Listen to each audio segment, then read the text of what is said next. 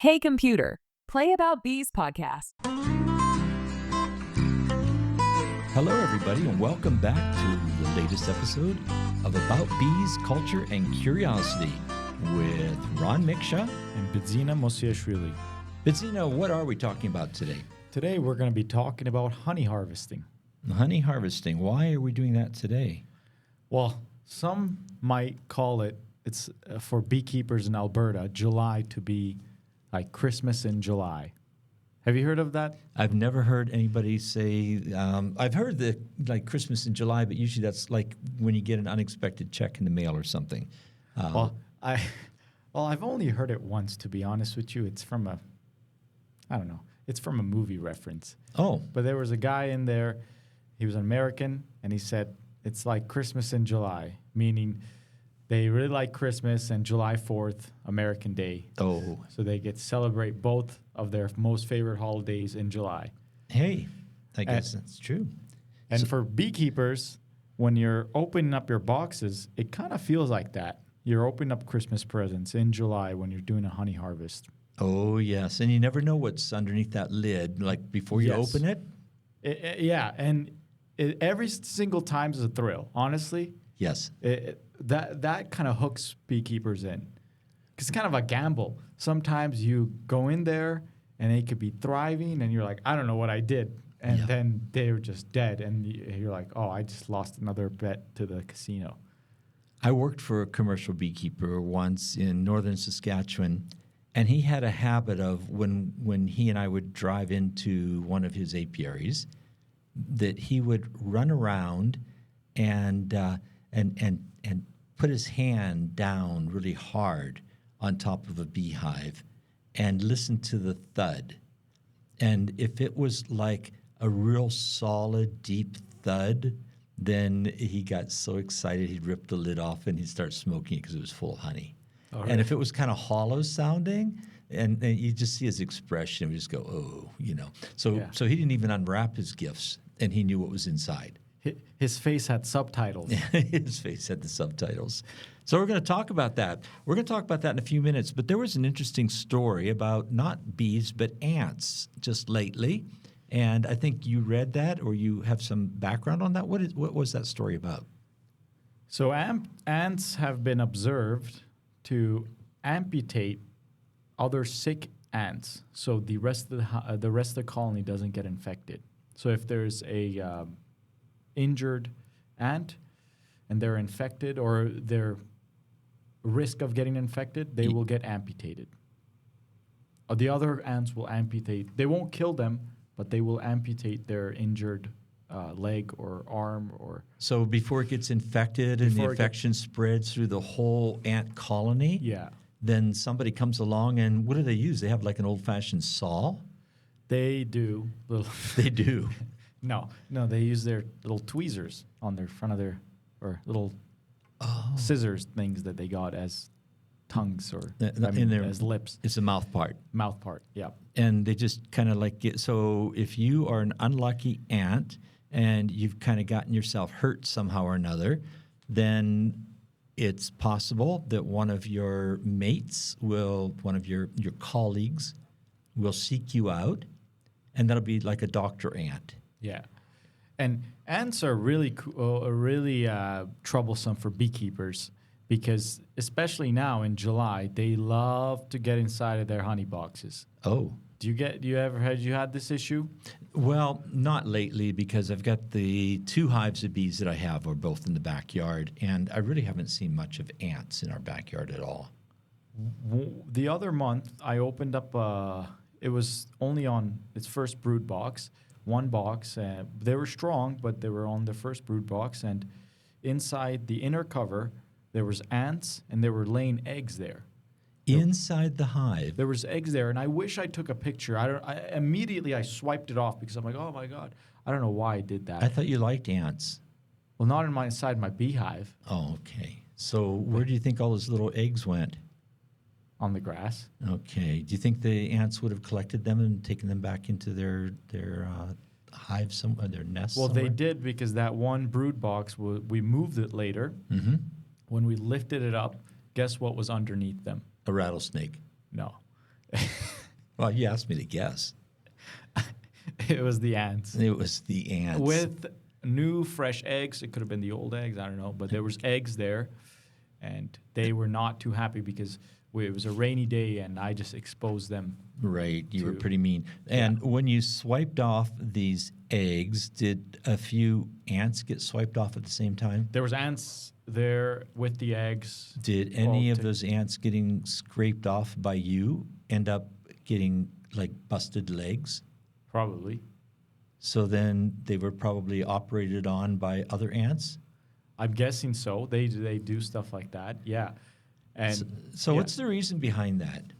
Like this is an article you found or you had from the New York Times. So it's like a legitimate science news story. So let's actually read about it a little bit. Go for it.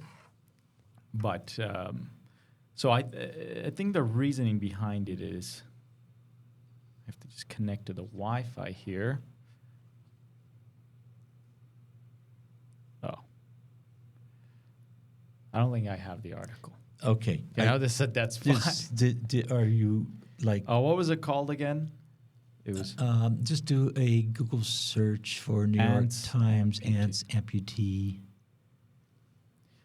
Ants, amputee, other ants. Mm-hmm. New York Times. That's right, people. We're doing this in live. I shouldn't say it. This stuff's going to happen. Oh, okay. I found it here.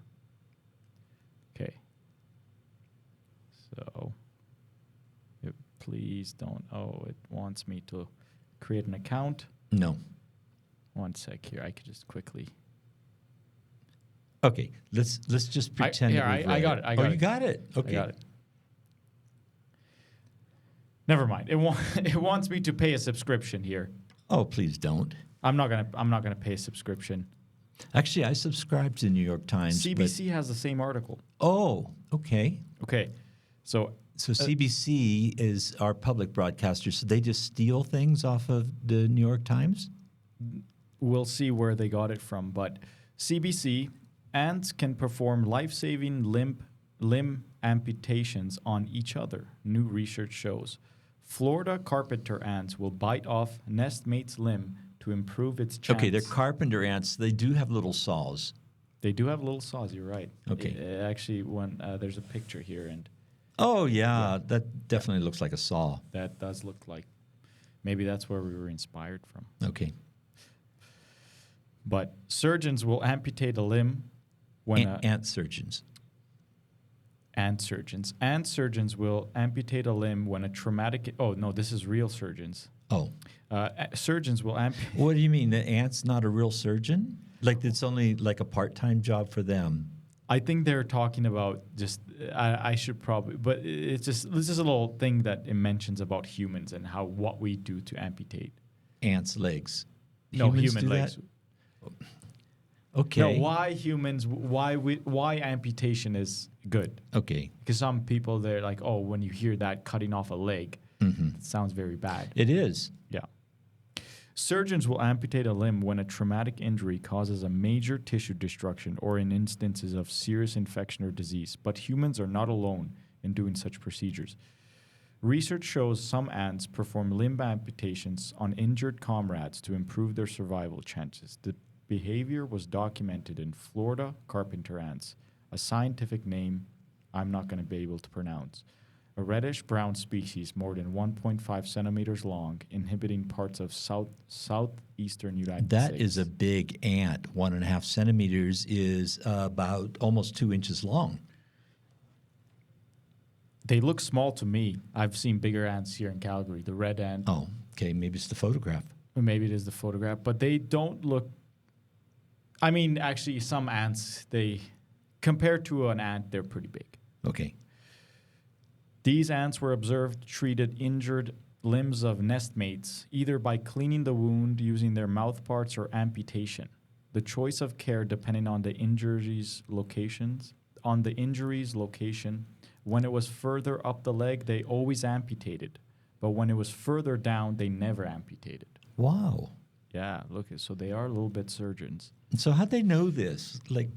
Yeah, how did they know that? So in this study, we describe for the first time how a non-human animal uses amputation on another individual. I'm convinced that we can safely say that ants' medical systems to care for the injured is the most sophisticated in the animal kingdom, rivaled only by our own. Well, that's funny that they say that. I want to actually So these species nests in the rotting wood and defends their home vigorously against rival ant colonies. If a fight breaks out, there's a risk of injury. The researchers studied injuries to the upper part of the leg, the femur, and the lower part, the tibia. Such injuries are commonly found in wild ants of various species sustained in fights while hunting or through predation by other animals. The ants were observed in laboratory conditions. They decided between amputating the leg or spending more time caring for the wound. How they decided this, we don't know, but we do know why treatments differs. It has to do with the flow of the Hemoflin,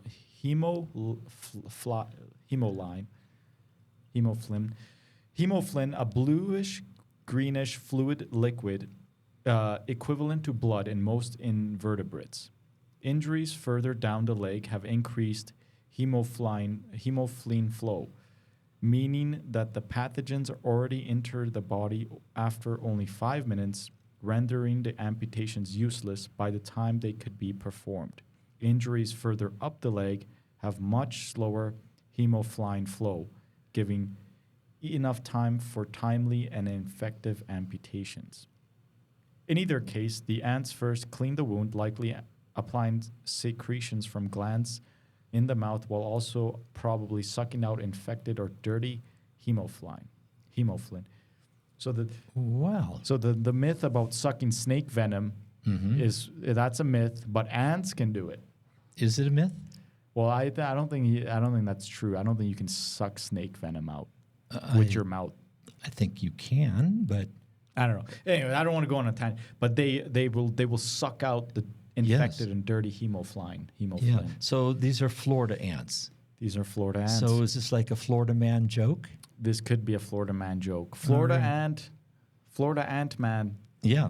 Sucks a. No, they get in a fight and then they perform surgery on each other. Well, that just takes everything to a whole new dimension because we don't really think of small creatures like that having enough of a developed brain to be able to look at a wound and say, this one needs to be taken care of this way, but this other one, we could try this. Yeah. That's amazing. Well, the researcher that said here, Eric Frank from University of Würzburg in Germany, he said, I want to go back to this quote. I'm convinced that we can safely say that ants' medical system to care for the injured is most sophisticated in the animal kingdom, rivaled only by our own.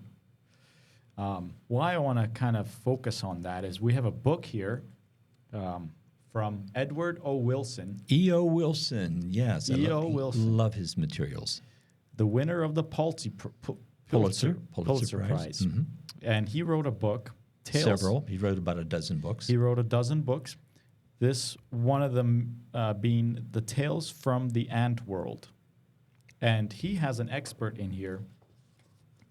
Let me find it.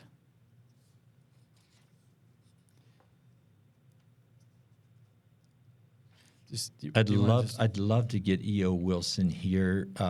Maybe if they have Skype in the afterworld, then we could talk to him. He passed away a couple of years ago, but he was an amazing scientist. When he was just a youngster, he discovered the first fire ants in North America. He grew up, I think it was in Alabama, and near the coast, like around Mobile, Alabama. And hey, that's close to Georgia. That is close to Georgia. Yeah. My hometown. Your home country. Yeah. Anyhow, E.O. Wilson was brilliant. He ended up spending years and years and years at Harvard teaching and doing research all around the world in ants. And not only was he one very talented research scientist, but he was quite an incredibly engaging writer. So you're looking for something right now that he might have written? Anyways, I could sum it up. He said there's an expert where in this book where he says if extraterrestrials were to come to Earth and they were to name Earth, they would name it the ants world. It would be the world of ants. Not water world. Not water world. Ants world, not human world. Not human world, that's right. Because why would he say such a silly thing? So 25% of the world's biosphere are ants. No. Yeah. No. If you were to, No. weight. Yeah. No. That's what he says, yeah. No, that's not true. Is that my mistake in that? Somebody's made a mistake there because if you say biomass, then you have to include like No, things, biosphere, which, not biomass. I don't know really. So 25% of. Man, I need to find this. Oh, okay, here. Oh, okay. Evolution at the level of organized group has paid off richly for the more than 15,000 of the world's ants. 15,000 species? 15,000 species of the world's ants. Ants are dominant land carnivores in the weight range of 1 to 100 milligrams. 1 to 100 milligrams, so much to weigh. They could weigh as little as 1 milligram. Yes. That would mean it would take 1,000 ants to make 1 gram. I guess so. And then it would take 1,000,000 ants to make 1 kilogram, which is about 2 pounds, Yeah. 2.2 pounds. Right. So Okay. exactly. So I'm this shocked. is a lot of termites, sometimes erroneously called white ants, are dominant consumers of dead wood. Together, ants and termites are the little things that run the world, at least among the animals of the terrestrial world. In the Brazil rainforest, for example, they make up astonishing 3/4 of the insect's biomass 3/4 of the insect's biomass. and more than 1/4 of the entire animal biomass. Animal biomass.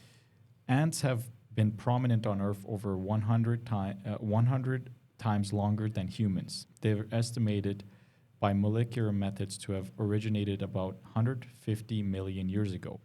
They diversified into different forms 100 million years before the present. By the end of the age of reptiles, a second such radiation occurred during the early age of mammals. The modern species Homo sapien, in contrast, emerged in Africa only 1 million years ago, a fraction of that time. Had extraterrestrials visited Earth at any random time during the past 100 million years ago, they would have discovered abundant life clothing the land. They would have found fauna, flora dominated by the ants, and thereby, in part, healthy and intact. The extraterrestrials would become microbiologists. In other words, experts in ant life. And they would find ants as well as termites and other highly creatures somewhat bizarre, yet for a reason, a key force in sustaining stability in almost all terrestrial ecosystems of the planet. The extraterrestrials might then report to their home planet concerning all Earth. All is in order for a while. Yeah. I wonder what went wrong for the ants. You know, there could have been an alternative history where it would be the ants that are holding the magnifying glass, and it'd be the humans underneath there getting kind of burnt. But that's not the way it turned out. It's not the way they turned out. Hey, let's get on to the bees now. That was a wonderful story, and I do like E.O. Wilson. And what's the name of that book? Tale from the Ant World. Okay. And have you seen the movie Ant-Man? I think I did. It's a super. I haven't seen it. I don't know why, but I wish I had the ability to become the size of an ant. You've mentioned that before, and we're going to just let you dream. We're talking about honey making in Western Canada particularly, and because, as you started out saying a few minutes ago, we are at July. Summertime Christmas. Yeah, summertime Christmas. It is a little bit like that in Alberta. It is. Yeah. It's a beautiful time of the year. We've had some really nice warm weather, lots of rain earlier. We're probably making honey. I would hope that the beekeepers in Alberta are making lots of honey. I'm making a lot of honey. Are you? I will be. I think I'll harvest about 400 pounds. Oh, wow. I mean, it's a lot for me. No, that's good. If you could sell that for $1,000 a pound, that's almost $500,000. Yeah. Yeah, go for it. Well, I'm gonna take a page from Manuka. Yeah, that's right. Take a page from Manuka. Make up some really interesting story about how your honey, and only yours. I don't think I've brought this up to you before, but what do you think about this? So creatine is flavorless. It's a post-workout and a pre-workout that athletes use. It's a protein, right? No, it's not a protein, but it's found in meat. That's where you get it from meat. Okay. And it helps build the muscles and also retain water. But Okay. it also is really good for the brain. So you don't even need to be working out. You could be just drinking it. It's flavorless, but in order to get activated in your body, you have to eat it with something, or something has to activate it. You can't just drink it on its own. So I'm thinking of taking that, making serving of honey, like a perfect 1 scoop serving of honey, Right. mixed in with creatine, and sell that for like $5 a carton. Oh, I think Or you're 2-3 giving it away. Well, this episode's not going to be posted for a while. You But need- I'm you planning need to put that launch. price up higher, much higher, and it looks like we just had our first commercial here on the About Bees Well, podcast. what do you think about that? Well, probably Like will athlete's work. I honey. mean, yeah, athlete's honey. Like taking honey and then really trying to maintain the original raw form of it, because I don't want to alter the flavor, but how do I incorporate vitamins and minerals and stuff into it? Right. Well, we already know that there aren't too many vitamins and minerals in honey. That's right. But people, like the athletes, don't need to get their vitamins and minerals from creatine or from honey, so they're going to be eating enough veggies and the right kind of foods. Yes, but people are always wanting to jump on some next bandwagon. Oh, you want to get people on your bandwagon? Yeah. Well, in that case, yeah, you probably have a winning thing. You know what? You're just a little bit late on this. Okay. You could have. The Olympics are on right now. Olympics. Oh my God, you're so right. Oh my God, I missed it. You missed it because you could have been, peppering one of the Olympics branded honey. yeah. Pretended that I'm branded by the Olympics. Canada just had an athlete win for the first time ever a medal in fencing. Wow. Yes, I know. I had a friend when I was quite young who had a business of putting up fences. Like they would keep the cows inside and I just couldn't imagine that this was a lady. I think she's from Hamilton, Ontario. She's about 25 years old or so. And she was like the world champion in fencing. Well, you'd think with the amount of fences we have in Canada, you'd have more champions. We should have had more. Yeah, we should certainly have had more. Okay, let's move on a little bit here and look at some things about Western Canada. We make a lot of honey here. You mentioned that on an earlier podcast, the fact that Alberta is the center of what was it called? The capital, the Beekeeping capital of Canada. Okay, beekeeping capital of Canada is Alberta, Canada. Alberta. And we put the B in Alberta. I guess you did, didn't you, just now?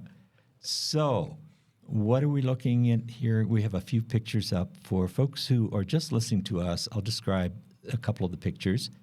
One photograph is a picture of several colonies of bees. They're not on pallets or anything. They're just sitting right on the ground, and it's a commercial group of hives, so it's not a hobby. And there's a field that looks kind of yellow nearby across one of those famous fences. And in that field is some canola. I'm thinking that the bees are able to fly over the fence to reach the canola.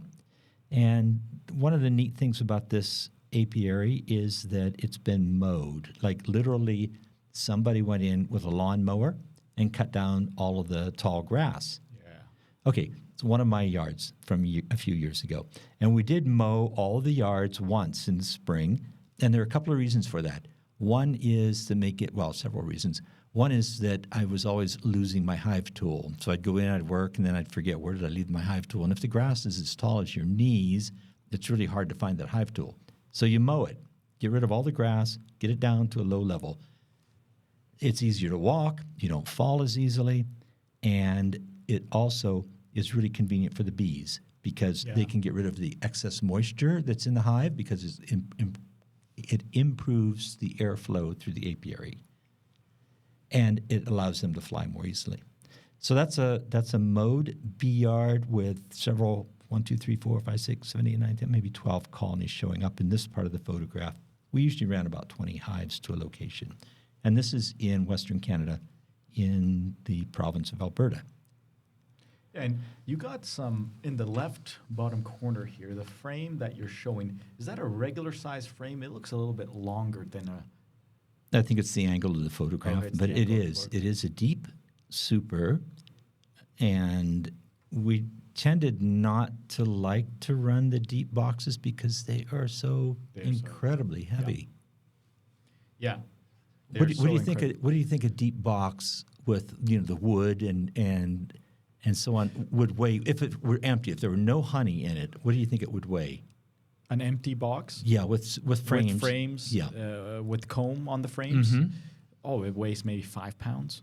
Okay. Yeah. Okay. And then full with honey, could be anywhere 75 to 100 pounds. Oh, my goodness. Yeah. I think the issue with honey boxes, though, is not the weight.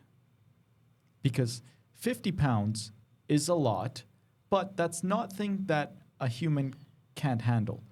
It's the way that we can grip it.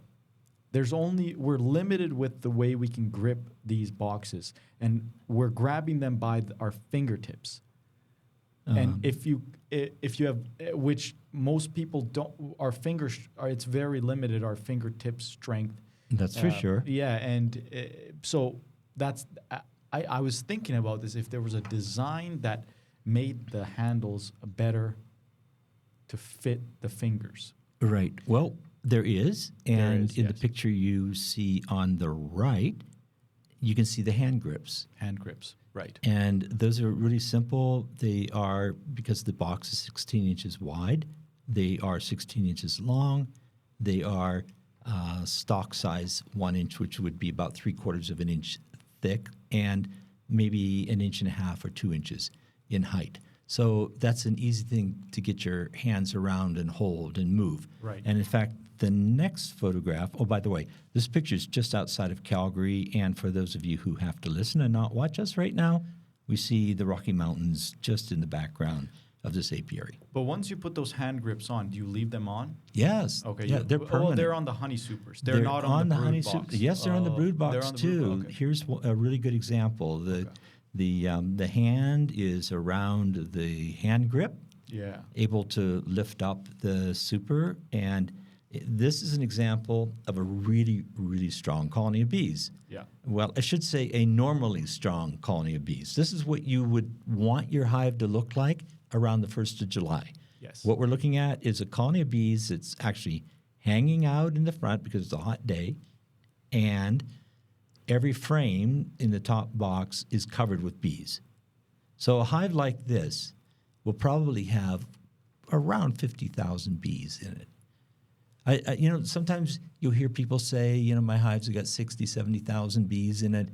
Very, very rarely. I don't even think it's physically possible for the queen to lay that many eggs, the bees to last that long and live long enough for a population to reach something like that. Yeah. But you could have a colony of bees with 70 or 80,000 bees in it if it has 2 queens. 2 queens. Yeah, so for a while it was fashionable to run 2 queen colonies. Right. And you would separate the 2 queens with an excluder and maybe some extra division in between so the queens would never get in contact with each other. Yeah. And you'd have 2 brood chambers going. And they're they're not in a nuke box. The queens aren't separated in a nuke box, and then there's a super on top. No, that's another option. There are beekeepers who do that. Yeah. I know one gentleman who does really well with that. He splits his hives, makes nukes out of them, and then he puts the nukes so they touch each other on the ground. And puts the supers above that. and they're only in the first brood box. Everything on top he's taken. I think so. I think Wow. that's the way he's set up. Yeah. And what does he leave them? For the winter, you mean? Yeah, for the winter. For the winter, he would have like reserved one deep box of honey, because in Western Canada, most beekeepers like to winter in two deeps, two deep brood chambers. Yeah. Yeah. But I think it's interesting and important here to note that it's possible in the spring to take your colonies of bees and split them into lots and lots of small hives, hoping that, if you have enough colonies, and the average production in Alberta is about 140 pounds of honey per hive, then why run 500 hives if you can have 5,000? But the problem is, almost invariably, when you split those colonies, they're not going to be strong enough. They're not going to have that population of 40 or 50,000 bees in it. Yeah. If you have, for instance, 30,000 bees instead of 50,000, you might only make a quarter or a fifth as much honey. Yeah, because the queen kind of ramps up her laying in stages. She can lay up to 2,000, but she can't. They're not going to be. She's not laying 2,000 at the beginning. That's right. Now, you were telling me at one point that you split some of your hives. Yeah. So how did that go? And they are producing honey today? They're producing honey. So I had 2 strong colonies come out of winter. One of them I split 6 times with the help of the other. 6 times? Yeah. I bought 4 queens. Okay. And 2 of them, they did their own queen. All right, that happens. Yeah, but I allowed them to happen. And now all 8 are producing honey with the exception of 1. Wow. Yeah, and 6 of them are like doing really good, like 5, 6. That one hive that's not producing honey, is it one that tried to raise its own queen? It could have been. Okay. Yeah, it's in that area, but there was, it was it was 2 of the, it was that one. Okay. Yeah, I can't recall. Yeah, that's one reason that, sometimes you just have to go out and spend that extra $50 in Canada to buy a queen bee to help out a split. Yes. And I did the splits, and then 3 weeks later, I helped my friend do splits with his 3 beehives. We made 5 splits out of that. Okay. And mine are producing honey. His aren't. There are only 2 of them are producing honey, and I don't know if it's the location, but I'm guessing it has to do with that 3-week time period. Oh, I think so. Right. I think that's absolutely the issue. If you can split at just the right time. Just the right time. Do you remember about what date that was that you did your splits? It was in May. It was in May. Mid-May, early May? Just mid-May, just before the long weekend. Oh, okay. Okay. Yeah. So and I did like May 10th around there, and then I went on. I haven't checked on them for like almost a week and a half. Sometimes that's the best thing you can do. Right. Let them do their own thing and don't bug them. And it got a little bit iffy, the weather, around May long weekend. Oh, so we did have a cold, wet spring. Yeah. So that's why I think the mating flight wasn't as good. For the 2 that The you 2. allowed to raise their own. Yes. Right. Yeah, they couldn't mate properly. So the virgin queens, the queen that I buy from the store she's mated already, and they don't need mating, so she's good to go. She can start laying eggs. But the virgin queens that beekeepers allow themselves to breed, these queens have to get mated outside in a mating flight with a drone, and that can't be done in. And I think she has about a week's period after she emerges, right? Week or 2. Yeah, it takes at least it takes about a week, sometimes a little longer. But when she emerges, like how long does she have before she can mate? Well, yes. So her body is not developed well enough to even fly at first. At first, okay. So she has to, like her body shell has to harden a bit, and she has to mature, and then she is sexually mature at just about a week of age. Oh. And ideally, she will mate within the next week.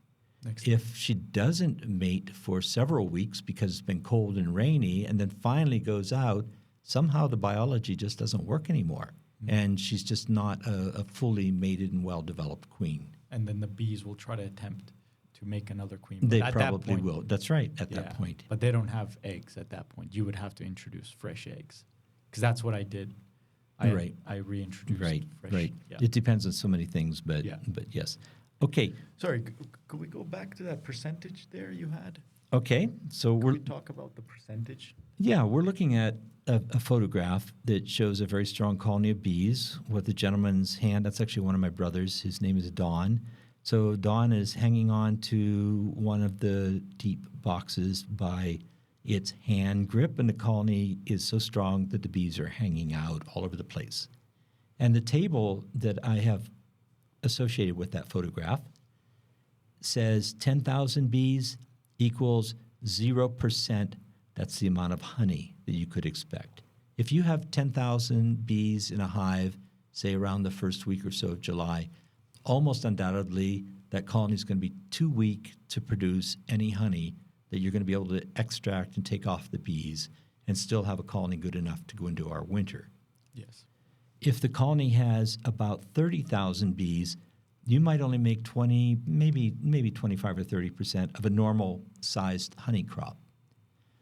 And then if you have 50,000 bees, all of a sudden it jumps up to a full-size honey crop. So depending on where you are in the world, here in Western Canada, let's say you could normally make 100 pounds of honey Right. from a regular good colony of bees. And that's true maybe in the northeastern part of the United States or somewhere in France or wherever. If a colony made 100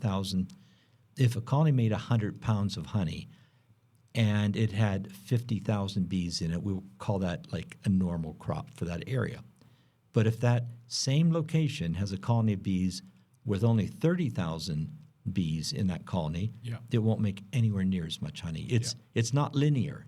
It's not like It's double not. the population, double the crop. No. Right. Double the population, and you'll you'll go 4 or 5 times as much honey. Right. So yeah, because if you start to get, so it's almost like, I don't know what, there's a wording. An exponential? It's an exponential growth after you've hit 50,000. Oh, yeah, even bees. before that. Even Yep. before bees. Yes, Yeah. yes. So because once you go to 80,000 bees, you can get double the honey production. You certainly will. Right. Right. And we're not doubling the 50,000 colony. That would be 100,000 bees. Yeah. Instead, we're going from 50,000 to 80,000. Now, that's not a normal colony of bees when it has 80,000 bees in it. Then we're talking about something you've done special. You've either doubled up 2 colonies of bees or you're running a 2-queen colony. Right. You're doing something. But by doing that, you're maximizing the amount of honey that you're producing.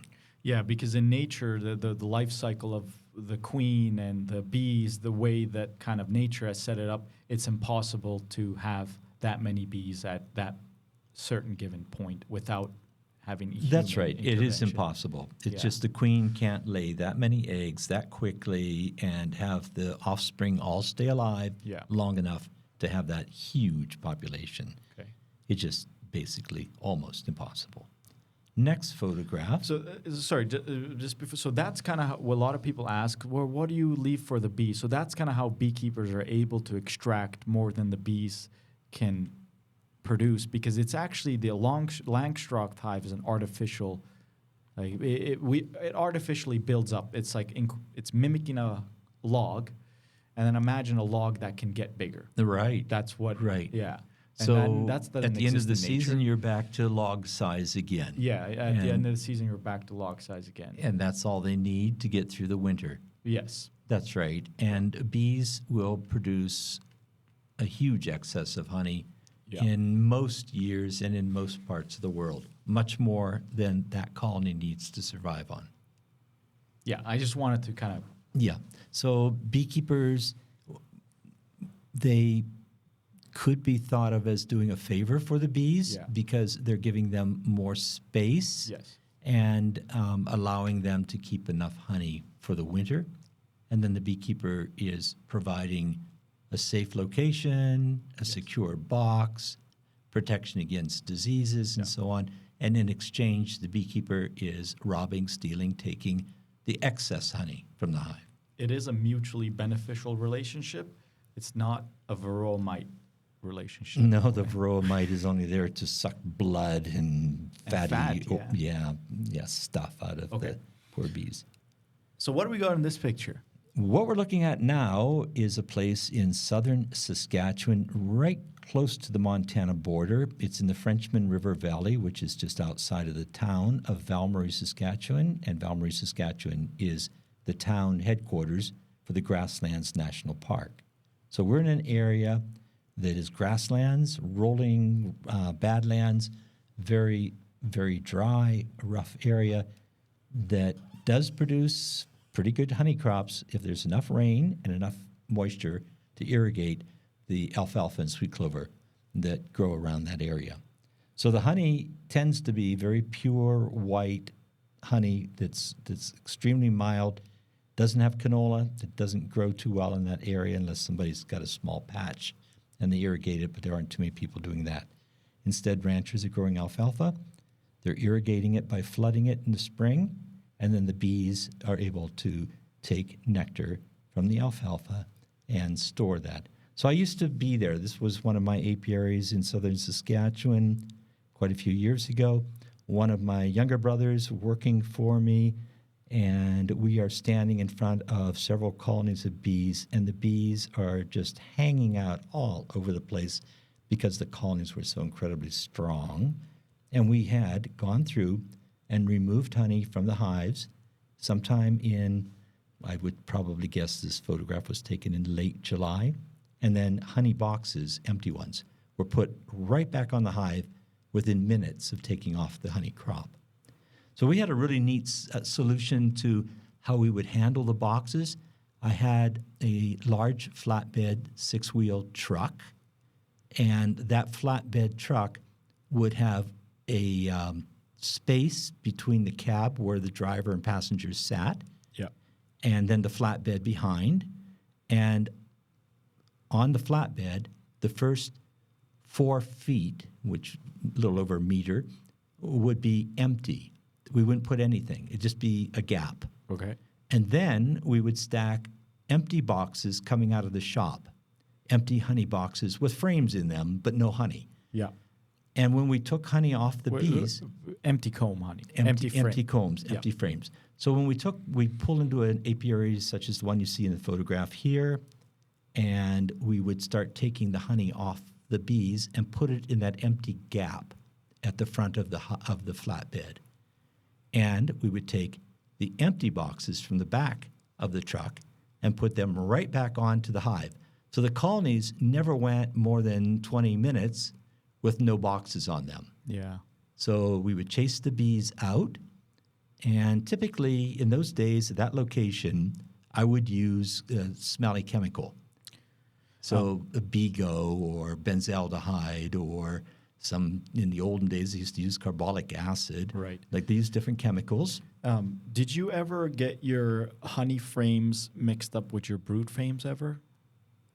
That's a really good question because I did not own or use any excluders. Okay. But I was able to time things to the point where I put the supers on just as the honey flow was starting. So within a week, we would put all the supers out. Right. But let's say a situation happens where you mix your brood frames with your honey frames. What do the bees do in that situation? And you now using that as a honey super, are they going to just... Okay. Sorry, brood frame as I mean like from a dead hive. Like so a hive dies, but Yes. the frames are still good from the brood box, and then the honey super... Okay. You use now a dead brood box as a honey super. Is that it? No. No, I didn't do that intentionally. I did not do it because of several factors. One is that we were treating prophylactically for foul brood diseases with antibiotics. Oh, I see. And that went into the brood chambers and not into the honey boxes. Okay. So we wanted to make sure that the brood chambers were kept separate and weren't used for storing honey. And one way that we made sure that wouldn't happen is that our honey supers were always smaller boxes. Yeah. Then they were lighter, they were easier to carry, unless you're like my kid brother who would want to carry 2 at a time because, you might as well carry as much as you can and throw it on the back of the truck. Yeah. But they would weigh about half of what a deep box would weigh. Right. And that kept us from mixing up the boxes. That makes sense. And if we did have a dead hive, we would do two things. One is we would take it back to the shop. Then we would go through and clean it, make sure that all the dead bees had come out of it, and check to see if it had any sort of brood disease or anything that would have ruined the equipment. If it did have a brood disease, which was pretty darn rare because we were treating them with antibiotics, then what we would do is burn the equipment. Yeah. But other than that, the equipment's still good. The equipment is still good. Yeah. But only for the brood. using for brood again. Yeah, you got it. You got it. Okay. But so if a situation happens and they get mixed up, what then? Can you use that to extract the honey that was saved in those brood frames that were formerly brood? a lot of beekeepers would, Yeah, and they did in the past. They're more reluctant to now because of chemicals and so on that we know we're using. Okay, so it's more of a chemical thing, not more so much so the brood are spreading anything. Right. No, the brood isn't going to contaminate the honey in any Okay. way, but what it will do is it will darken the honey. So if you have, Right, because it's not new comb, it's an old comb. it's an old comb and it starts to stain the honey. Stain the honey. Yeah, and we have white honey here, and you will get really nice white honey out of really nice white frames, white fresh wax, comb, yeah. fresh comb. Thank Yeah. you. And if it's old recycled combs, especially if it had brood in it once upon a time, it'll still be healthy to eat. And It's it's still not a problem. But the honey will be darker. You probably wouldn't want to sell it. I wouldn't. I would try not to be in a situation where I would have any of that. Okay. Yeah. So you want to try to avoid that as much as you can. All right. But it happens. It happens, and it will be still good honey. It might be slightly darker, and you have to decide if you want to sell it for a lower price or just tell people that it's really, really interesting honey because it's dark. All right. Yeah. Well, a lot of people have been questioning me on my honey and why it's so white, Yeah. and they're thinking it's fake. Oh, yeah, and I imagine it is. Is it just pure sugar syrup? No, I don't even feed sugar syrup. I never feed sugar syrup. No, I know. We produce the most beautiful white honey in Yeah. Western Canada. It's just natural that it's white. It spreads like butter. Yes. I love it. I It have is. one side of my bedside. Anytime I feel a little down, I just get a little scoop of that. Oh, well, that's a good pickup. That's a really good pick-me-up. It's a little pinky. Yeah. Yeah. Yeah. Sterile finger goes into the jar each Sterile time. finger, yeah. So Hopefully. It's my jar.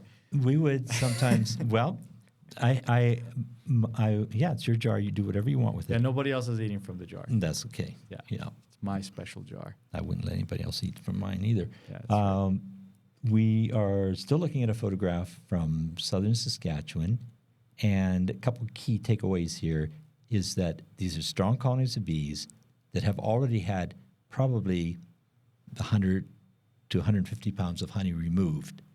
And then empty boxes, in this case I've got 4 on each hive, and 4 honey boxes on each hive above the 2 brood chambers. And those honey boxes will only hold about 25 or 30 pounds max when they're full. So this gives the hive room to maybe hold another 100 pounds of honey if the flow continues into August, which some years it would. And we would still make some honey. Did you ever put on wet honey supers on? Yes, absolutely. That's what That's would what be you on were the doing. back of that truck because What was the What was the first round? Because you said you had to get a batch of empty. Yes. So you would go and harvest in the first round and then start doing the cycle there? Or That's how did correct. Okay. That's correct. Yeah. Well, actually, I would always hold back maybe Right. 150 boxes from the year before, okay. and just wait until I would be pulling honey. Then I'd have something to put back on the hives. And then once that cycle gets going, so the first Yep. batch would be dry, Mm-hmm. and then it's always wet. They're always wet from that point on. And how yes. many times would you do? Do 3. that? 3 times. Yes. Wow. Was that a max, or that just That- was the given number? That was the given number, although some harvests were very small. Some harvests were small. Did you ever do 4, 5, or never? No. 3 was kind of the max. No, just simply because of the number of apiaries, number of colonies of bees, Yeah, that's the amount true. of Starts to handling get boxes. a lot of work. You're like, Well, I don't need this It was much honey. the only capacity. That's all I could handle. Yeah. Yeah. So would you say in your entire lifetime you have harvested 1 million pounds? Oh yeah, easily. Yeah. Okay, good, But that's because not that's- unusual for a commercial beekeeper. A lot of them will harvest over 1 million pounds each year. Each year. Yeah. Okay, good, because that is a title I used I saw that on our YouTube channel. yeah. Yes. Yeah. 1 million pounds of honey. Yeah. Well, From 1 million pounds of harvest to 1,000 hive dreams. Urban dreams. That's yours. Your No, dream of 1,000 colonies. Not in the urban setting, but as an urban Right. beekeeper, I want it because Yeah. you can't do that. Most urban beekeepers are not doing that. You're going to have a homestead one time, and that's. I where hope it's so, gonna but be. who knows? There's enough people that want bees on their property. Yeah. Yeah. Well, you want to watch that because it costs a lot of money for you to go to each location. Well, they're going to be paying. Okay. Yeah. If you've got that worked out, sounds good. Not yet, but I'm working on it. That's another announcement coming. Commercial break soon. Another commercial break. Next episode. Bettina goes wild with honey production. We should. This was my system of pulling off honey and putting on boxes, and it kept the hives from getting too tall when I was making 200 and 300 pound averages. If you could imagine with those small boxes holding about 20 or 25 pounds, Yeah. you'd have to have 10 small boxes stacked up on top of each other Yeah. to make 300 pounds of honey. So this was your way of doing it. That's right. So I could pull it 3 times and then put back. However, there are other beekeepers who did things differently. I have a photograph now that was taken of an apiary that belonged to a gentleman named Joe Andreas, who lived in Calgary, and he was probably the best beekeeper I know of in the Calgary area. He produced these enormous honey crops, and he had his boxes stacked up tall. And he took them off more than once during the year. I think he did 2 harvests. Like he would take all the honey off around the middle of July and put supers back out and then let them refill again and take it all off around the middle of August. So there's a variety of ways of doing things. So when you do stacking like that, so the bees are going to fill up each box. Well, you're going as they're filling. You're not going to be putting that at the same time, right? Or would he put that? I don't know exactly how Joe did it. Okay. But Usually you're going as they build. Well, you can certainly do that, especially if you only have a few colonies of bees, but Yeah. I never did. Right. I would put the whole bunch out at once. You'd put the whole 3. And usually around the 20th of June, I would start putting honey boxes on the hives because around that time they started to make the main honey crop.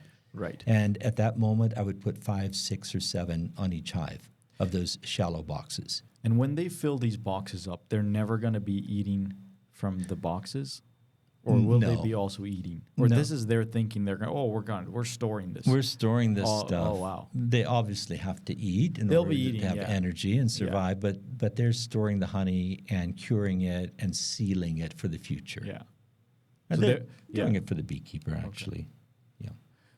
Why can I ask that is like like let's say you have a really strong colony, you put 3 boxes on, you leave 2 months, and then you're hoping that 2 months later you leave for June and July, Yes. and you come back at the end of July, all 3 boxes in theory should be filled. Yes, they should be. Yeah, they're not going to eat it. Or That's right. That's right. Yeah. Now, I understand your question. And no, they will not eat it. that's wild.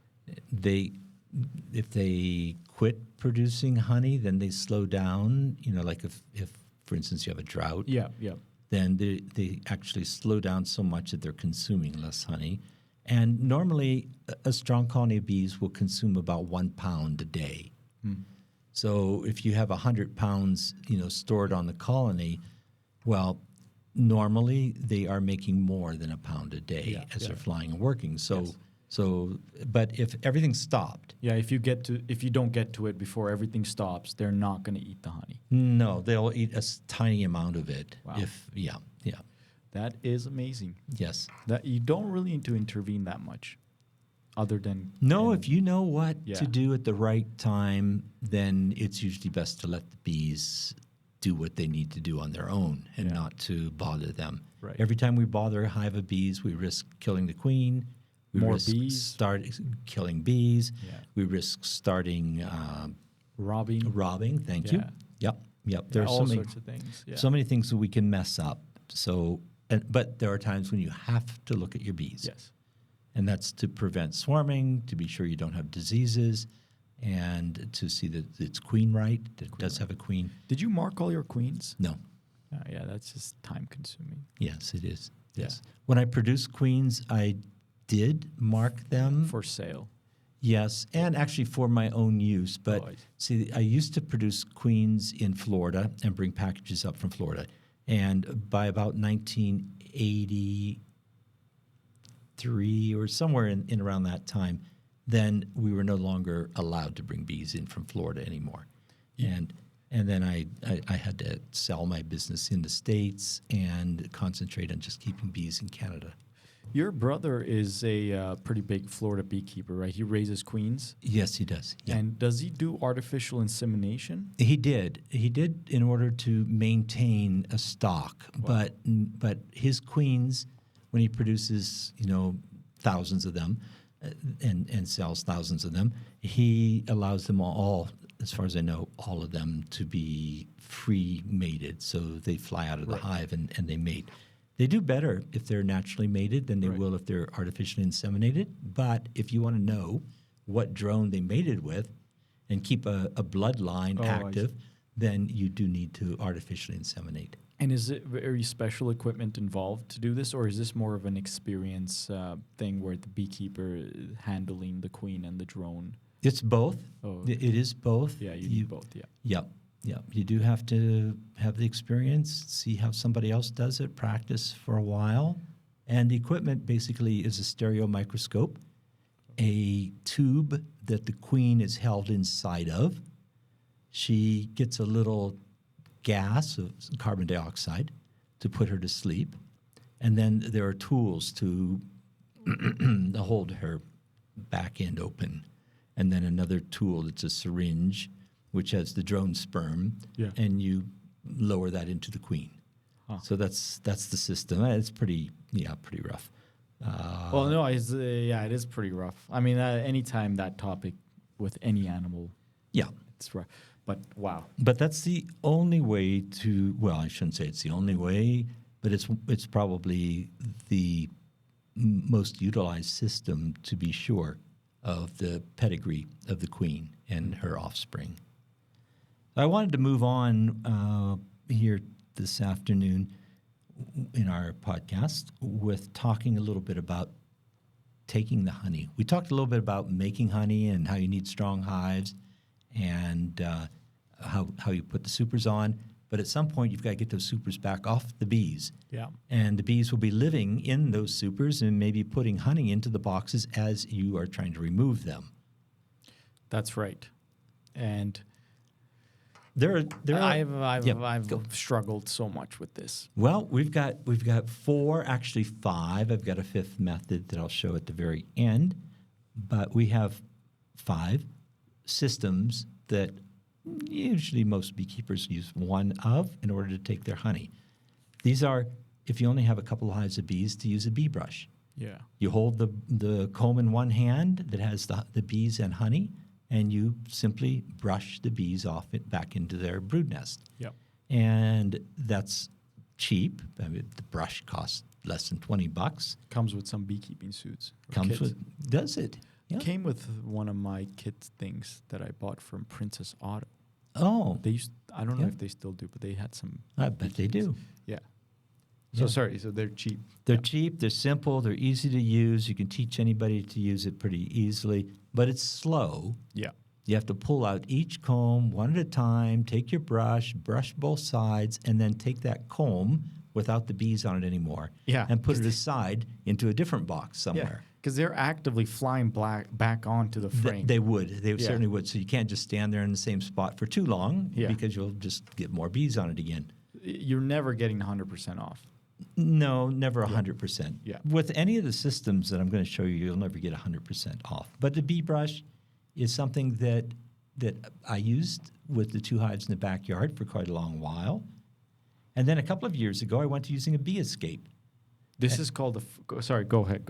I didn't mean to Yeah. go. So a bee escape is a board that's the same size as the lid on the hive, and you have to. It's a little extra work to use the bee escape, but what you do is you remove all the honey boxes right down to the brood chamber. Yeah. Then you put this board, the same size as a lid, that has like a one-way door. And the bees can go down into the brood nest, but then from the brood nest, they can't go back up into the supers again.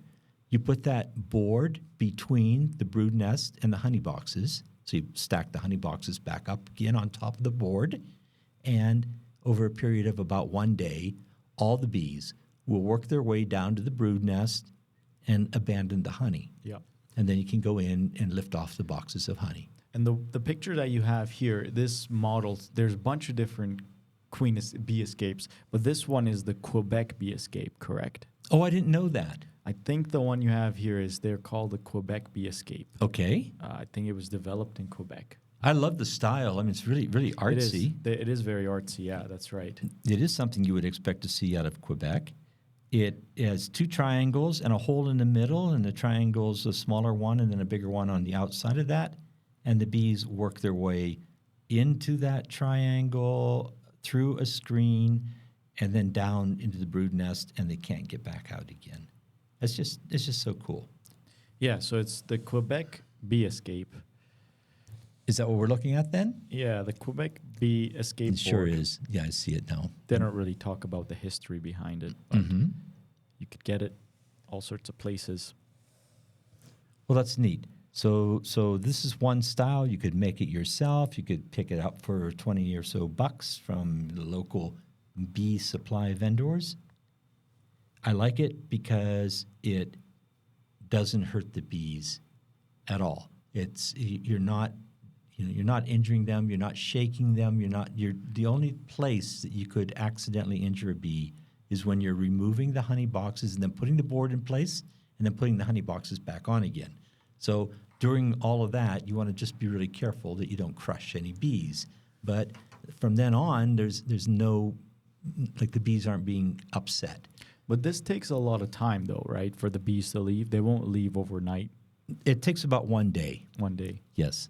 Yeah. So if you put it on, go out to the bees, say 10 or 11 o'clock in the morning, it's already warm here, and strip the boxes down to the brood nest, put that board in place, pile the honey boxes right back on, same hive, same order, and then walk away, come back the next day in the afternoon.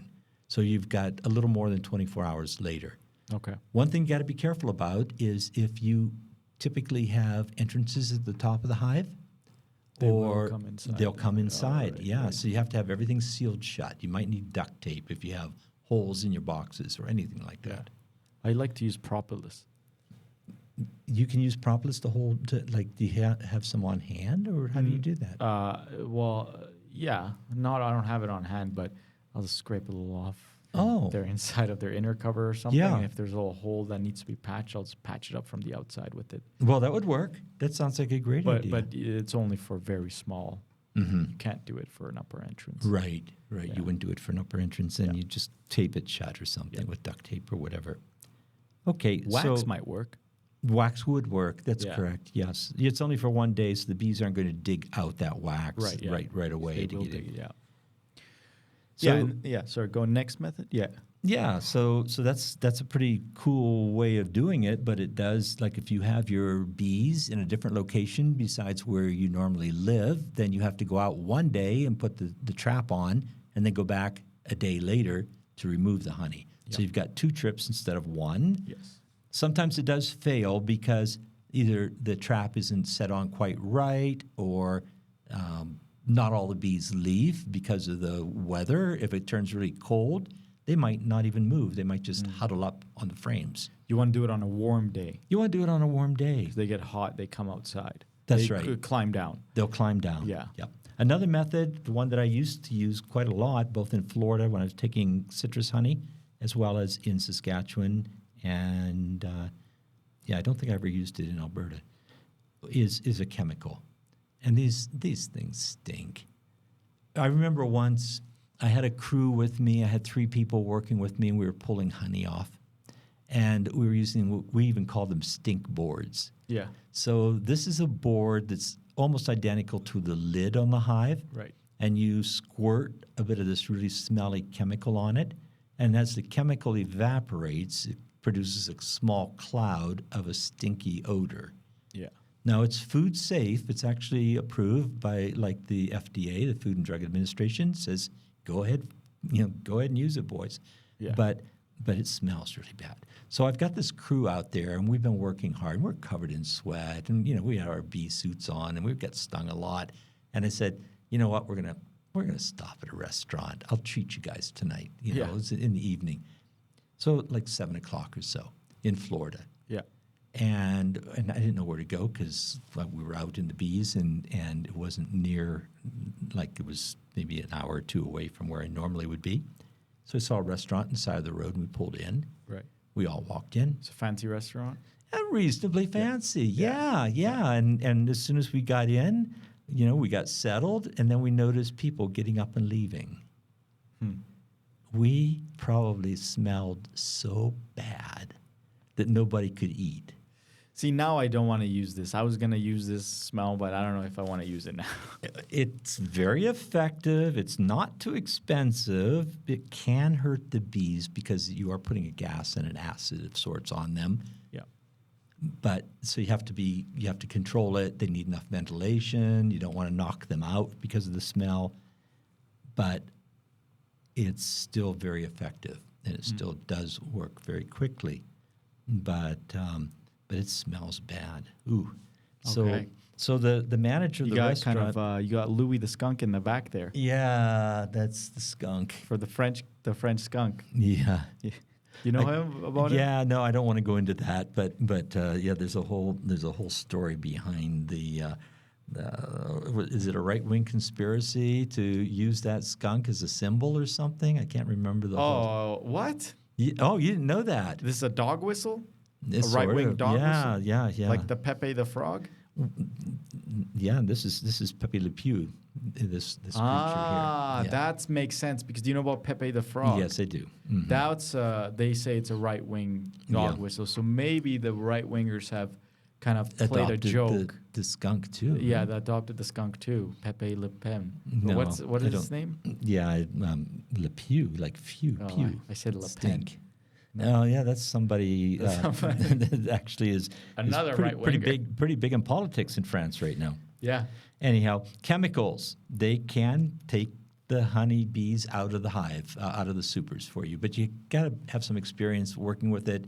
It's best to work with another beekeeper who's done it for a while, so you see all the little tricks and things, and it can be used. It can be used safely, and I probably pulled 1 million pounds of honey off using chemicals. Now, did you guys get the stuff on your suits? Yeah. On your clothes? You couldn't help it. You couldn't help it. Okay. Yeah. But if you can kind of help it, because you're dealing with thousands of hives. Yeah. If you're dealing with like 8, you could probably control a little bit more. Oh, yeah. I sure hope so. I sure hope so too. Yep. And then the fourth system that's pretty popular is using a blower. So this is good.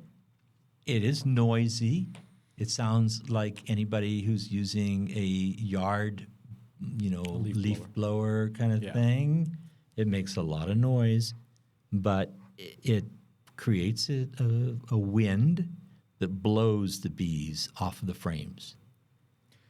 I tried it once, and I don't know, I didn't really like it. I guess it does get them off, but I feel like I'm hurting so many of them.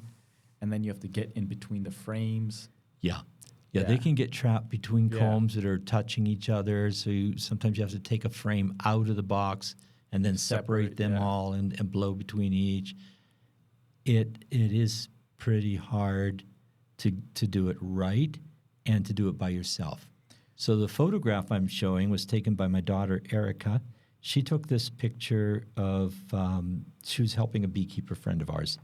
And they had sent out a crew of 4 people, and she was number 5. So she's up on the back of the truck, and she took a couple of photographs to show how it works.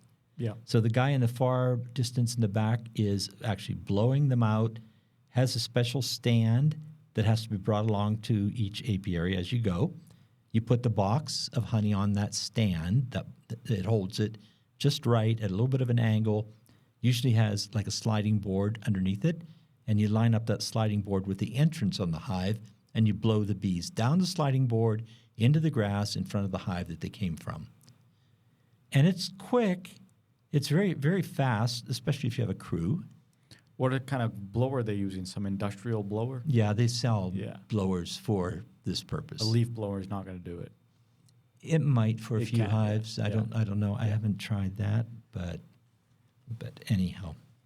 So that's a system. Now, if you were to rank these systems on from least work to most work, what would you rank them? I mean, they're all work, but yeah, some of them are less work than others. I think the chemical's probably the least amount of work because you only make one trip to the apiary. Yeah. You don't have to take all the boxes off and then put them back on. You don't have to handle each individual comb. Yeah. You can do it just one person. I took a lot of honey off all by myself, without a crew, just out there for the day and taking boxes off. What if you do a combination of the two? What would be your combination? So maybe chemicals and then a blower in the end to get all the little stragglers behind. Or what about a bee escape and chemicals? You put the chemicals, they go down, or no, that won't be enough ventilation. That's right. It wouldn't be enough ventilation, but I think there are options. You could use the bee escape and then go through with a brush wherever you do see some bees that got stranded and didn't go down through the bee escape, or even with the chemicals, you might come back with the brush. Yeah. Or you could use the blower to touch up or take off, the few bees that are hanging around somewhere. The brush and the chemical might be a good one because you said maybe 90% of the bees will leave, but 10%, you didn't say the exact number, but about 10% will stay behind with the chemicals. It depends. Usually, I would say you got 99% of the bees out with chemicals. Oh, then that 1% is not that big of a deal then. You can kind of just... You could deal with that. Usually live with that, although, that could still amount to several hundred bees. Yeah, I suppose, yeah. Anyway, those are the systems, and as far as the fastest, most efficient, probably is the chemicals. If you have a crew, I think most beekeepers in Alberta that run a lot of colonies of bees use the blower. And the reasoning behind that? Because it's fast, and you're not using the chemicals, so you don't smell bad when you stop in with your crew for a bite to eat at the restaurant. Yeah. There are probably other reasons too. It will work in any weather. Oh, right. If it's too hot and use chemicals, the bees sometimes get sleepy and don't move.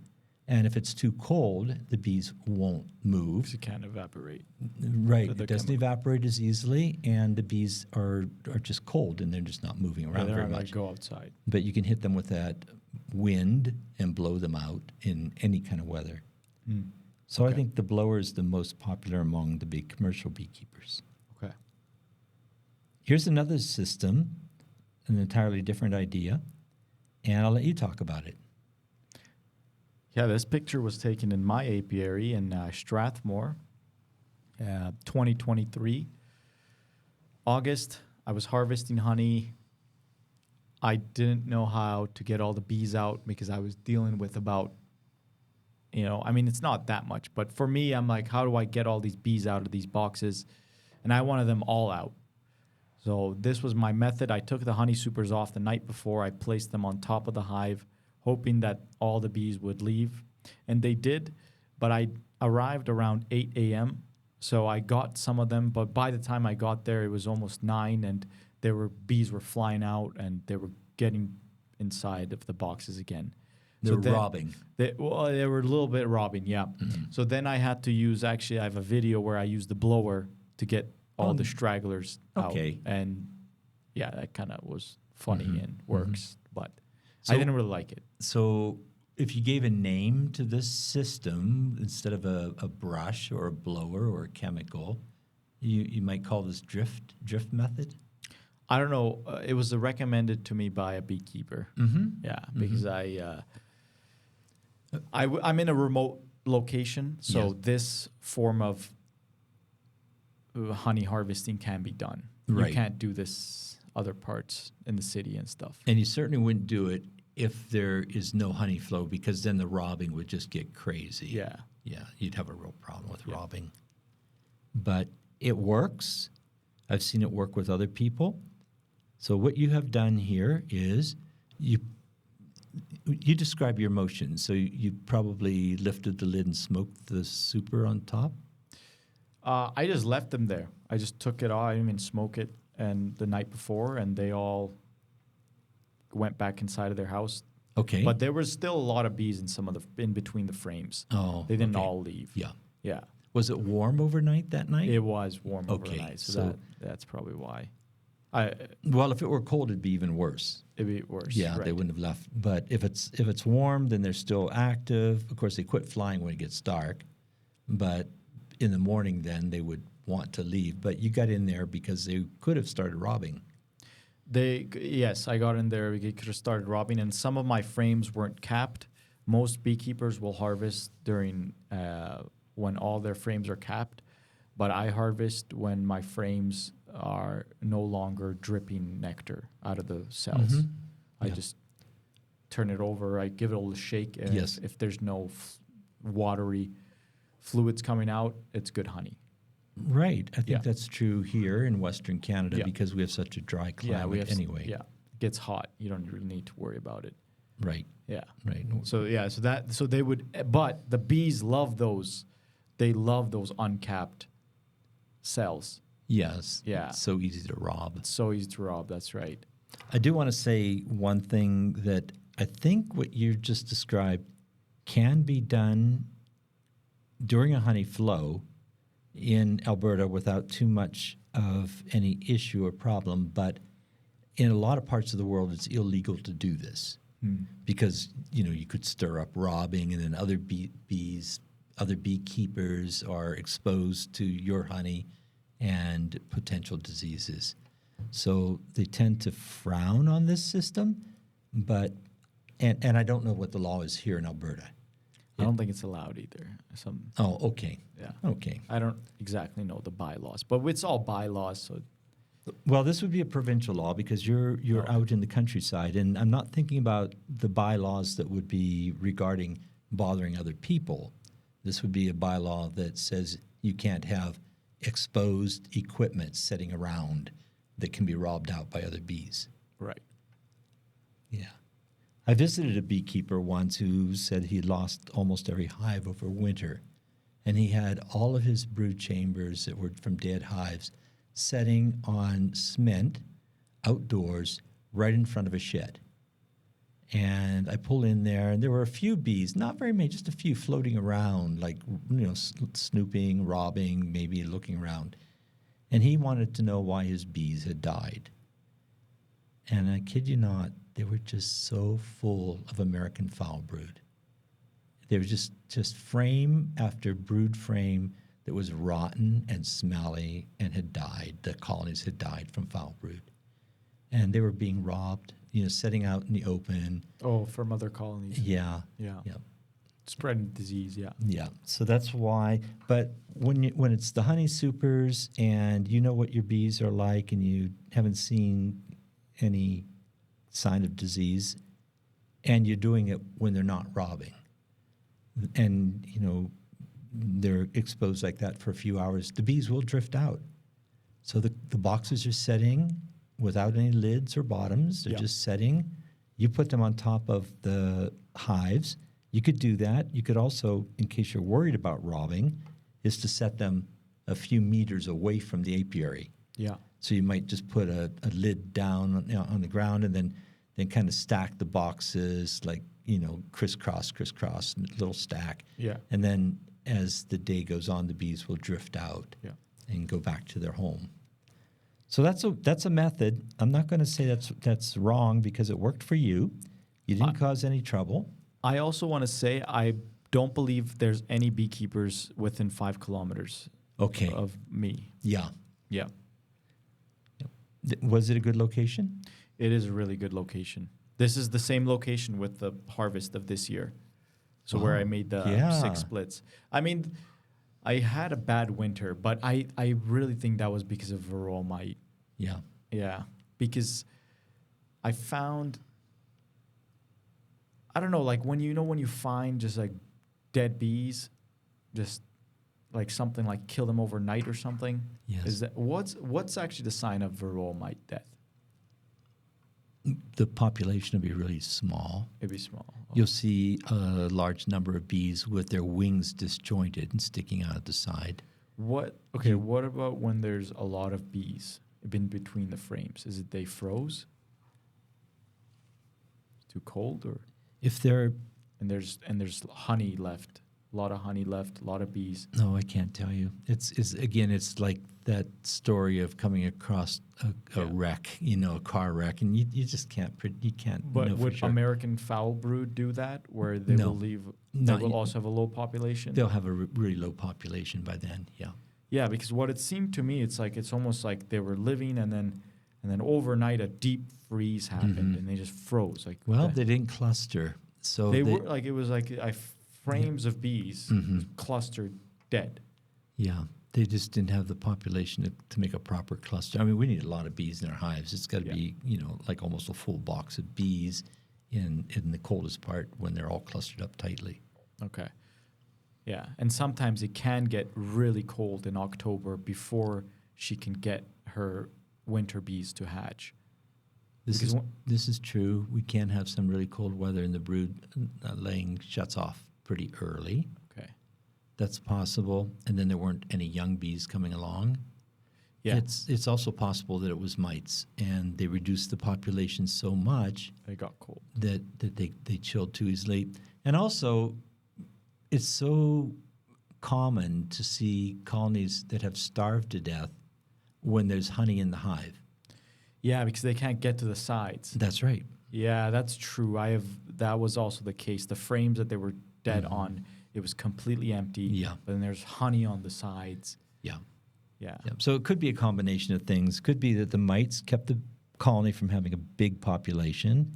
It could be that because the population was a bit small, not saying it's tiny population, but a bit small, they couldn't generate enough heat to be able to move that nest to one area of the hive to another where there would be more honey. And the honey crystallizes really fast, Yeah, hardens up. So they need a lot of heat to make it soft again. that's true too. Yeah. Yep. So chain reaction. So we looked at a number of ways of taking the honey off the bees, and we often get the question of, well, how much honey do the bees make, and how much do you have to leave behind? So most beekeepers would like to see the 2 brood chambers so heavy that it hurts to move them. They have maybe 80 or 90 pounds of honey in the 2 boxes. Yeah, you do a tilt tester, right? Where you kind of You can, Tilt with it. experience, you can say, "Whoa, this is way too light," and then if it's way too light, you'll want to feed the colony, or check it to see if it even has enough of population. If it was just a weak hive that never really did well. Anyhow, how well they do depends mostly on the weather out here in the West, in Western Canada. We have enormous potential for the bees. They could make a lot of honey in a year that the seasons, that the stars and planets all align. I have a couple of graphs, or a couple of tables that indicate what kind of production a person could get from their colonies of bees. And I won't go into great detail, but the numbers near the center show how much honey the bees have made on any particular day, on a single day. So I have numbers on here. Looking at the first column, there are dates. So it would be like the 20th of the month, the 21st of the month, the 22nd of the month on this table. And near it is a number of pounds of honey that the scale hive, so this is a colony of bees sitting on a scale that could be weighed every day. And I used an old-fashioned scale in my farm. where every evening I made it a chore to go out and balance the beam on the scale hive and see how much honey the bees had made that day. And I had a number of days. For instance, the first month here in the first year showing up on the column, 10 pounds, 20 pounds, the next day 15 pounds, the day after that 23 pounds, and 8 pounds, 10 pounds. That's how much honey the bees made in a single day in July, from July 20th to July 25th. So those 6 or 7 days there, the bees made about 100 pounds of honey. Some of those days they ate a pound. That's absolutely right. Yeah. So rain would come in, cold weather, something had happened. So towards the end of that month of July, from the 26th to the 31st, the hive actually ended up eating about 10 pounds of honey. Wow. So they lost some weight. I wonder, it would be really cool to see what was the conditions like on July 30th when they ate negative 6 pounds. Why did they eat 6 pounds that day? Right, yeah. Right. And I don't know the answer to that question for absolute certain, but normally the bees in the summer would lose 1 or 2 pounds in a day because they're pretty strong and they have to eat something to survive, so they might be losing 1 or 2 pounds a day. And if you look at over that period of 1, 2, 3, 4, 5, 6 days, they've lost about 11 pounds, so that's losing about 2 pounds a day. And on one of those days, they lost 6 pounds. I'm just going to make a guess, and I don't know this is accurate. I'd have to look at the weather conditions, but the first day they made no honey, at perfect zero, it probably rained all day.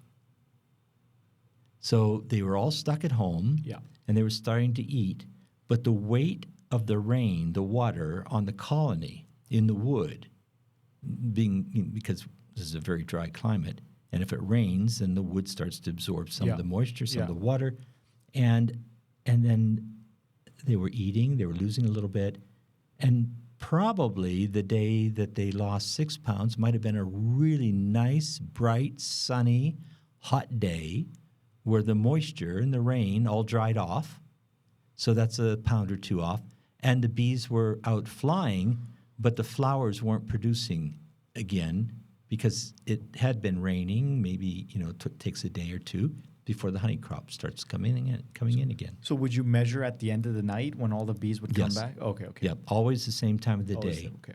Every time the same time of the day. The bottom line to this is that first year, the colony of bees made 228 pounds of honey in July, 56 pounds in August, and 48 pounds in September. Now, we usually don't make much honey in September, so that was really quite unusual to see some honey coming in during September. And for the whole year, the colony of bees that was sitting on the scale made 334 pounds. And that particular year, I did have about a 300-pound average from my whole outfit, from all my colonies of bees. So it's a pretty good barometer indicating how well the bees were doing in general. The following year was a 441-pound crop, and then 317 pounds, 415 pounds on the fourth year. So I was about your age. I was about 25, 27 years old or so, and they were making these kinds of honey crops. And, I realized it was because I'm a total genius. I'm like the best beekeeper in the world. There's nothing I could do that would go wrong. Right. I was making these enormous honey crops. And then a few years later, it didn't rain. So if you look at our tables again, you can see the last 3 years on this chart show almost no honey production. In fact, one of the years, my scale hive gained a grand total of 13 pounds for the whole year. Wow. So where I had paid off an entire business in a couple of years and had a little bit of money in the bank, I suddenly had to go to the bank and say, I need to borrow some of that money I put in before. and I did. I had I had a year where I had a 13-pound average, another year where I had about a 45-pound average, and then it started going back up again to about 70, 80-pound average. This was a few years ago. There was a drought going on? There was an enormous drought. It was so dry it didn't rain for 18 months. There was no What? snow on the ground. Yes, no rain. In Saskatchewan? Southern Saskatchewan. Whoa. Yeah. No snow in Canada? Where do No sign me up. snow. Well, yeah, sign you up, but not your bees. Yeah, No, be careful what you wish for. not for that one. Yeah. So anyhow, to me it was very significant to keep track of these numbers. Sorry, how was it for humans during that 18 months of drought? Oh, it was a very depressing time for the farmers. Right. If it but weren't- like just for everyday people. Oh, but it was Yeah. mostly farmers in that Mostly okay. farmers in that area, and it tends to be hot, dry, and windy. Yeah.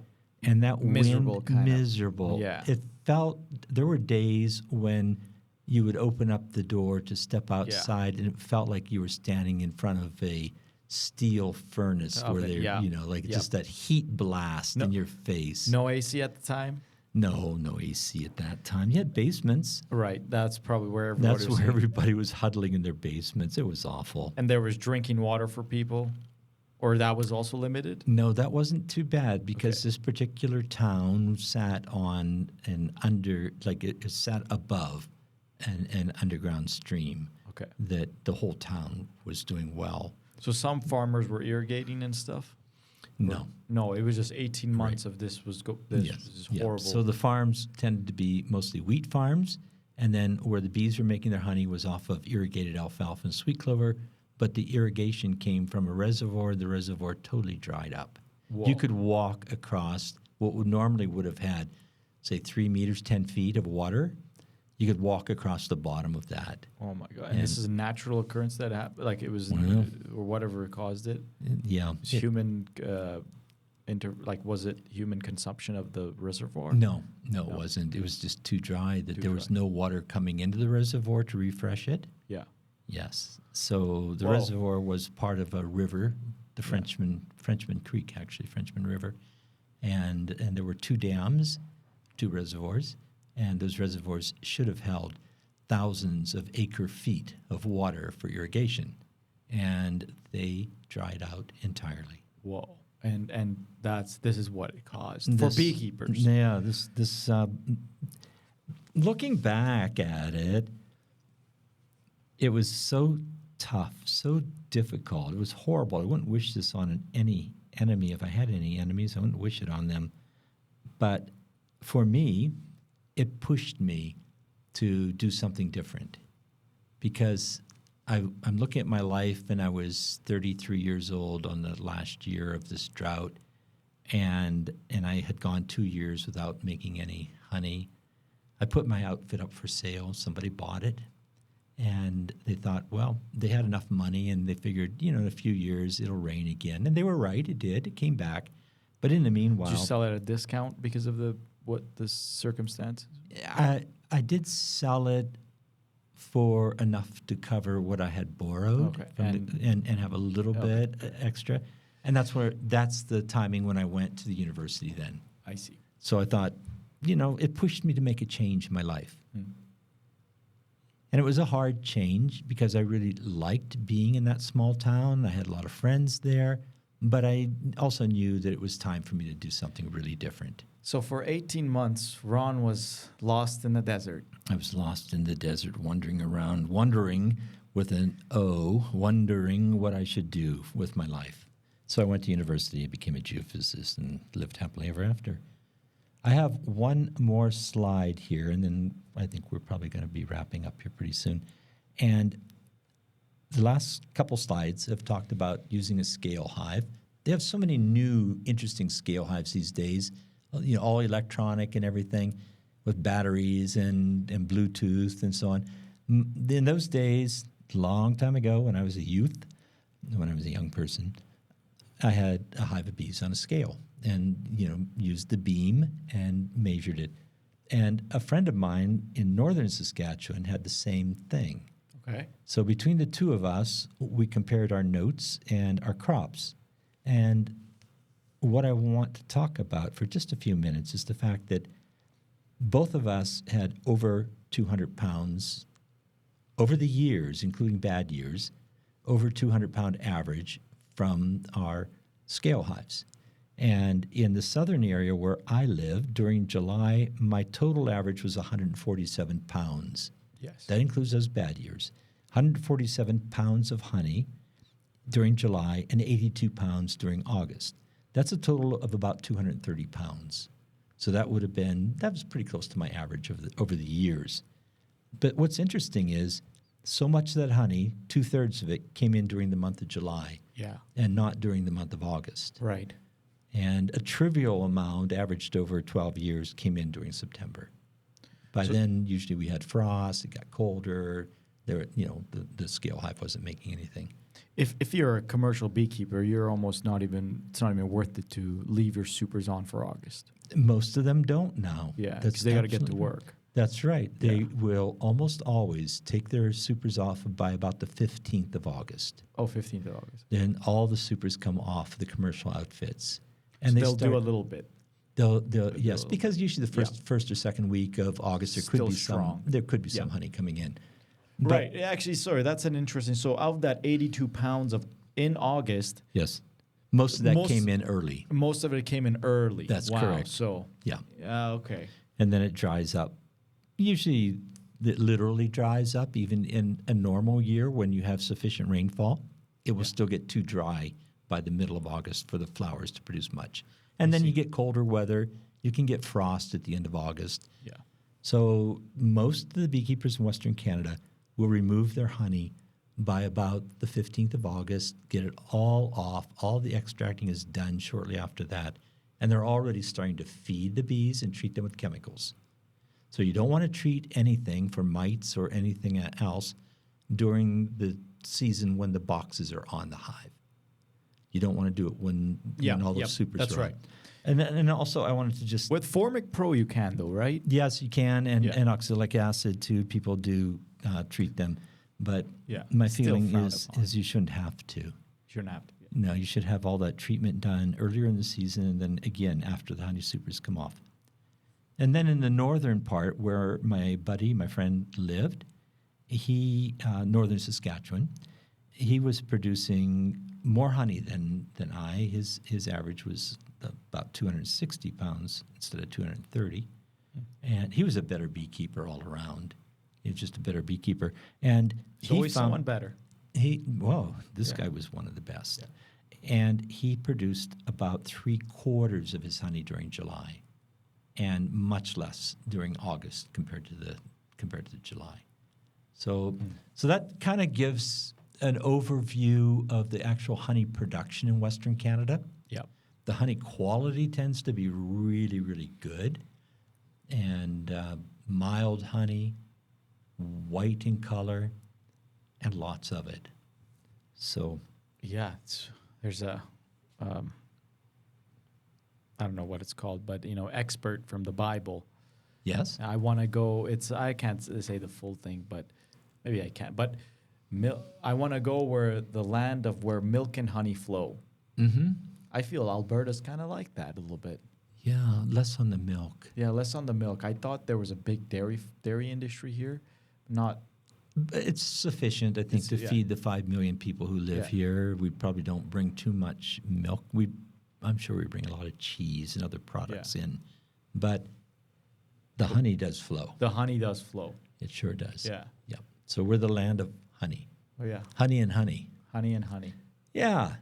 Well, Honey and bees. This was fun. Bees. This was really fun. So you're at a point right now where you've got honey on your hives. Are you planning on extracting soon? I should be planning to extract soon because I've run out of drawn comb. Oh. And now what I'm thinking, I'm like, is it worth it to Put foundation out? to extract now and put the wet boxes back on to get that little 2 weeks of August? You never know. Sometimes know. it's 3 weeks of August. If we had a really good rainfall, we're suddenly dry. I mean, this is the nature of our country. We can be too wet in the spring and suddenly be too dry. But if we were to have, say, a few centimeters, 2 or 3 centimeters of rain, an inch or two of rain, then your boxes could suddenly fill up. I mean, 70 pounds is not insignificant. No, that's nice, isn't it? Yeah. And plus your hives are stronger now because you made nukes, so they had to build up. Yeah, that's right. If everything is full, I would say if you can fit it into your schedule, I would say pull off, some of the most full boxes and put at least one empty one back on the hive. Yeah. Yeah, that's right. Put at least one back on there. Maybe not two, but right. And now I could maybe take one really strong one that has a bunch of full boxes, extract it, and then divvy up those amongst the other. Do kind of what you did. Get a flow going. Yeah, actually, maybe that's what I'll do. Because one of them does have, two of them have more boxes than the others. Right. I think the highest I'm only up like 4. Just 2 boxes. But almost all of them are on this a third, but there's like 2 that are on 4. Right. And full of honey. It might be nice for you too if you could do the a partial extracting now, so you don't have to do it all at once. Yeah, that's true. A partial extraction would be We're going to do a show on extracting and handling honey too. Should I bring my extractor right here? Why not? And then we could do some extracting. I'm sure spin the honey around in the room. I'm certain that the Mount Royal University Library would love to see that extractor come upstairs. Yeah. Along with maybe some supers with bees still hanging on them. That's what I'm saying. They would love this carpet. Oh yeah. With some honey stuck on it. I think we're probably ready to wrap up, aren't we? Okay, yeah, we're ready to wrap up. Yeah. Oh, actually, we have 10 minutes. Well, do you want to take it home? Thank you, everyone, for listening today, and join us next week for a surprise. A surprise. A mystery. A beekeeping mystery. They're all surprises. They are. Yeah. Thanks, Bitsy. It's been great. Thank you.